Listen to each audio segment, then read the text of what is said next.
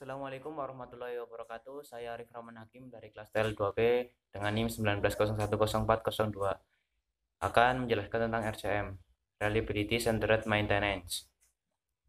Langsung saja. Pengertian RCM. Pemeliharaan yang berpusat pada keandalan RCM adalah metodologi yang bertujuan untuk mempertahankan fungsionalitas sistem menggunakan strategi pemeliharaan yang berbiaya. Pemeliharaan preventif sering digunakan secara bergantian dengan RCM. Metode RCM ini melengkapi metode maintenance lainnya seperti predictive maintenance, preventive maintenance, run to failure maintenance, atau breakdown maintenance, ataupun metode maintenance lainnya yang berfokus pada availability.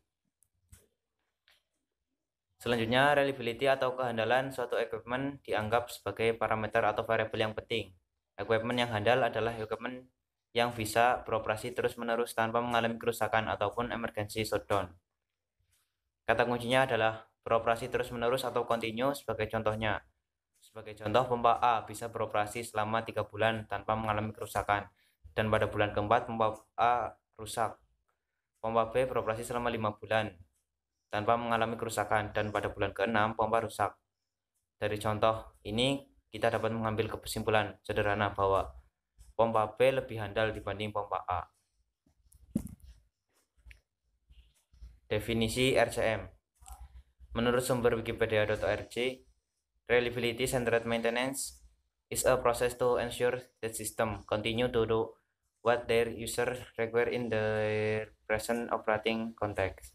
Atau dalam bahasa Indonesia diartikan sebagai proses untuk memastikan bahwa sistem terus melakukan apa yang dibutuhkan pengguna mereka dalam konteks operasi mereka saat ini. Kata kunci kedua adalah fungsi alat sesuai dengan tujuan pengguna. Kata kunci ketiga adalah konteks operasi. Untuk menjelaskan kata kunci tersebut, marilah kita gunakan analogi mobil Innova dengan 4 roda utama. Sebut saja roda A, B, C, D, dan satu roda cadangan, roda E. Roda utama mempunyai fungsi yang berbeda dengan roda cadangan, sehingga berlaku konsep maintenance-nya juga berbeda. Roda utama perlu dicek tekanan udaranya dan cek visual secara rutin. Mobil Innova yang digunakan sebagai angkutan umum, misal taksi atau travel antar kota, mempunyai konteks operasi yang berbeda dengan mobil Innova sebagai mobil keluarga yang digunakan oleh seorang petani. Jarang pakai mobil. Mobil Innova yang dioperasikan sebagai taksi tentu punya maintenance yang jauh lebih dan perlu perawatan. Tujuan RCM. Tujuan utama dari RCM adalah untuk mempertahankan fungsi sistem dengan cara mengidentifikasi mode kegagalan, failure mode, dan memprioritaskan kepentingan dari mode kegagalan, kemudian memilih tindakan perawatan pencegahan yang efektif dan dapat diterapkan. Dalam menunjang kegiatan perawatan, hal yang perlu diperhatikan adalah spare part. Ketika suatu sistem mengalami shutdown karena komponen yang rusak, nilai downtime dapat dikurangi jika semua spare part yang dibutuhkan untuk mengganti komponen yang rusak tersebut tersedia. RCM bertujuan untuk menjadi efisien dan meminimalkan biaya dengan bersikap selektif dalam penerapannya. Tahapan RCM. Tahapan RCM ada 7. Yang pertama, pemilihan sistem dan pengumpulan informasi. Kedua, definisi batasan sistem. Ketiga, deskripsi sistem. Yang keempat, penentuan fungsi dan kegagalan fungsional. Yang kelima, failure mode and effect analysis atau FMEA. Yang keenam, logic tree analysis LTA. 7, task selection, pemilihan kebijakan perawatan. Ya, selanjutnya ada preventive maintenance RCM. Yang pertama ada soldier on condition task. Soldier on condition task dilakukan untuk melakukan pendeteksian terhadap kegagalan potensial. Kegagalan potensial merupakan kondisi fisik yang akan mengindikasikan munculnya suatu kegagalan fungsional. Perawatan on condition meliputi predictive maintenance, condition based maintenance, dan condition monitoring. Soldier on condition task ini dilakukan dengan interval kurang dari PF, potential failure interval. Biasanya untuk menentukan interval waktu perawatan acuan setengah dari nilai PF. Sehingga persamaan untuk menentukan interval waktu soldered on condition task sebagai berikut. TM sama dengan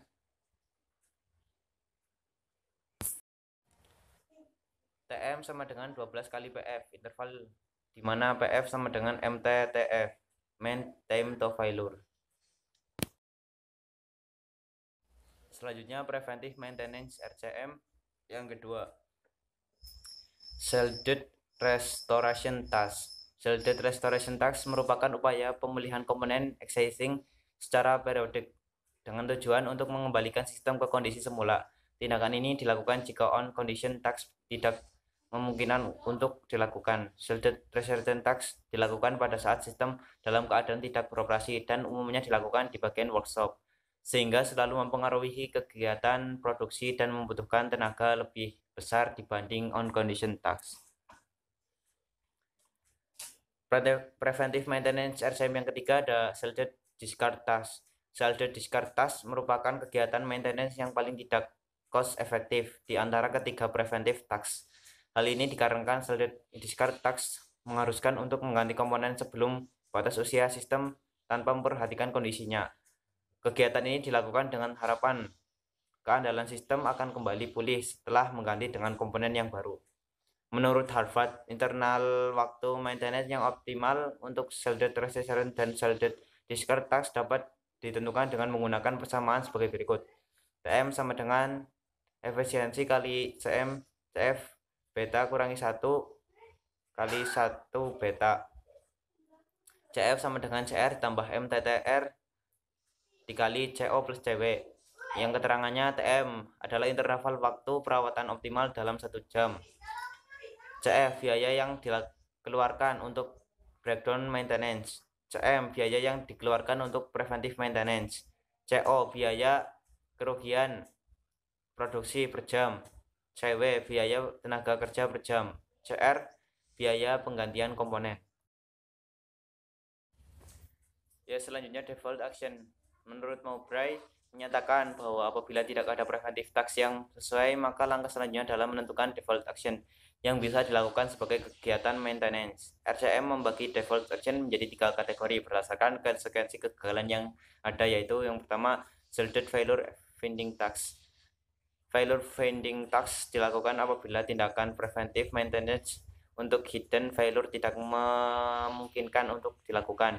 Task ini berupa pemeriksaan terhadap fungsi yang tersembunyi yang dilakukan secara berkala guna mengetahui apakah telah terjadi kegagalan atau tidak. Interval waktu untuk failure finding task dihitung menggunakan rumus sebagai berikut. FFI sama dengan 2 kali unviability kali MTBF. Yang kedua ada redaction. Redaction merupakan default action yang dilakukan jika tidak ada preventive task yang sesuai dan bertujuan untuk mengurangi dampak konsekuensi keselamatan dan lingkungan. Kegiatan redaction meliputi penggantian spesifikasi, penambahan sistem baru, relokasi mesin, dan perubahan prosedur operasi. Yang ketiga ada no shielded maintenance. No shielded maintenance dilakukan apabila tidak ada kegiatan preventive maintenance yang tepat dan menimbulkan biaya yang tinggi untuk kegagalan dengan konsekuensi operasional maupun non-operasional. Ya, selanjutnya mengapa Anda harus mempertimbangkan solusi RCM? Yang pertama, ada manfaat terbesar dari program RCM adalah pengurangan biaya melalui teknik pemeliharaan yang efisien. Yang kedua, perusahaan yang berhasil mengimplementasikan RCM mengalami penurunan biaya pemeliharaan dan sumber daya serta peningkatan ketersediaan peralatan karena kekritisan ditentukan melalui FMEA.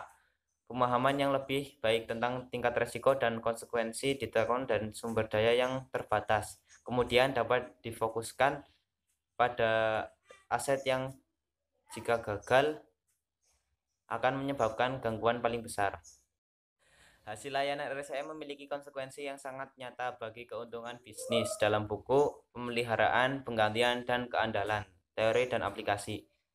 Jardine dan Sang menemukan bahwa penerapan RCM menghemat biaya pemeliharaan perusahaan utilitas hingga 40%.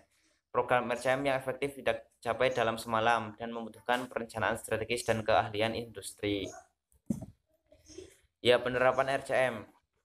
Yang pertama ada fase prioritas. Fase pertama menentukan prioritas dan menargetkan peralatan dengan memungkinkan kegagalan tertinggi atau konsekuensi kegagalan besar.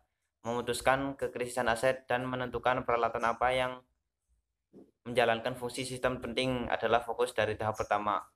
Yang kedua, tahap analisis. Tahap kedua terdiri dari melakukan studi RCM dan dapat dipecah menjadi 3 bagian. Pertama, kegagalan fungsional perlu diidentifikasi dan ditentukan. Selanjutnya, efek kegagalan dievaluasi, bagaimana kegagalan ini mempengaruhi keseluruhan sistem atau keselamatan. Langkah terakhir adalah mengidentifikasi mode kegagalan. Seringkali FMEA akan digunakan untuk mengungkap mode kegagalan. Yang ketiga, fase hasil. Setelah memprioritaskan dan menganalisis, tahap terakhir adalah bertindak atas informasi yang diperoleh. Tahap ini berfokus pada mengidentifikasi area untuk perbaikan dan memperbarui tugas pemeliharaan atau desain aset. Tindakan dapat mencakup teknik pemeliharaan preventif untuk mengurangi resiko kegagalan atau secara proaktif mencegah kegagalan. Ya, sekian dari saya.